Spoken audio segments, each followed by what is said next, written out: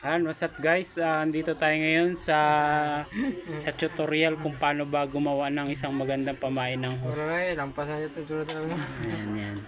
Ito yung sample guys na natapos natin. Yan. Kay Master William Pepito. Yan guys, how to make floor hose na madali lang gawin. Yan guys, hose pamain. Ang ganda na guys, oh. May mata din siya, hindi kasi malabo yan, oh. Yun. Maganda pala yung puti na to, sabay may pink ka lang din, oh. Ito lang guys, kadali magawa niya, no. Tingnan mo. UV resin ang gamit natin guys. UV light. Ayan, UV light, tsaka may UV resin. Ayan, UV resin. Bago ito yung hose. Ayan, suklob to guys. Para mas makapal, mas matibay. Guys, ganyan lang paggawa niyan guys. Ayan, yan si Master guys, nilagyan niya na ng mata. Mata. Ayan. Mata. Ayan. Order lang kayo guys kung gusto niyo ng ganitong pamain na hose. Order lang kayo sa PM lang kayo sa akin guys. Yan. Kulay blue, kulay green, tsaka kulay puti, Master. May pink ka rin, Master. Meron. Oh, may pink, may pink. Baka pag nag-order wala ka mabigay na pink ha. Yan, may pink, may puti. Ang isang piraso niyan guys, nasa 70 pesos. Ang isa. Yan, murang-mura na yan guys ha. Baka sabihin na naman ng iba dyan, mahal. 70 pesos, ang piraso lang, bawi na. Pakahirap gawin yan guys. Yan, 70 pesos lang yan guys. Mabisang pamain sa lahat ng uri ng isda. Blue marlin, tuna, gulyasan, tambakol, pakan, talakitok, lahat guys. Pwedeng mahuli niyan. Tsaka guys, matagal din naman masira yan eh. Tsaka solid talaga yung 70 pesos mo. Talagang mapapasabi ka, sana all may hose. Sana all. Yan. Ito guys, ano lang natin to. Pa-free lang natin to sa nag-order natin ng ata. Yan. Pinagpagawa tayo kay Master. Yan.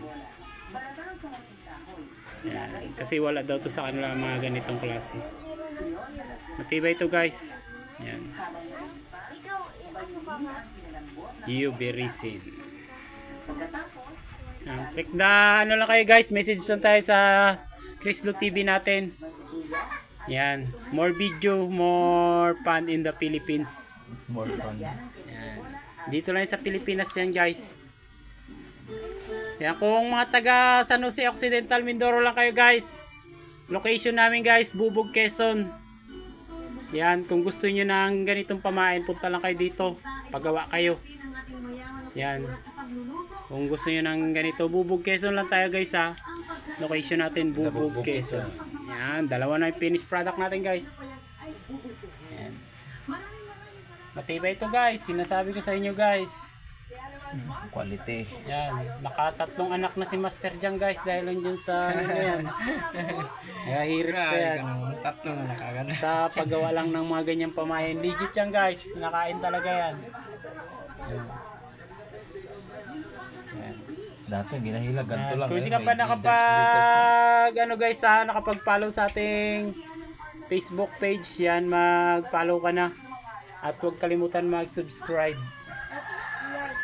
Tutorial muna tayo guys, how to make hose pamain. Mayroon pa talaga itong maliit. Maliit ang mata eh. Maliit ang mata pero yan daw talaga yung tamang sukat ng paggawa guys, yung maliit ang mata. Yan. Mata-mata. Kung nahihirapan ka guys, bumili ka na lang kasi mas madaling bumili kaysa gumawa ka pa. Yan. Pwede kulay puti guys, pwede green, pwede blue. Yan. Punta ka lang dito kung anong klase yung gusto mo. Yan. Isang oras lang guys, makukuha mo na ang mga 15 piraso isang oras. Di kung may 10 piraso ka, di 700 lang yun. Oh. Tagal mo nang gamit-gamit yung 700 pesos mo ngayon. Kahit ipaputol mo. Kahit pa ano, hindi lang 700 ang kitain mo doon. Negative pa ako. Kaya punta lang kayo dito guys. Location, Bubog, San Jose Occidental, Mindoro. Yan, Quezon Bubog, sabihin nyo. Yan, tuturo na kayo dito sa nagagawa ng pamain. Ang pangalan na to, William Pipito. Yan, paki-follow siya guys sa Facebook page niya. Yan, William Pipito. Yan. Yan o. Order na kayo guys. Ano pang hinihintay nyo? Oh, pakaganda niyan guys.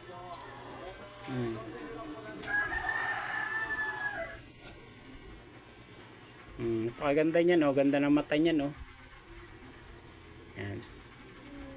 Thank you sa patuloy na suporta guys ha. Yan. Finish na ang tatlo natin pinagawa kay Master. Yan.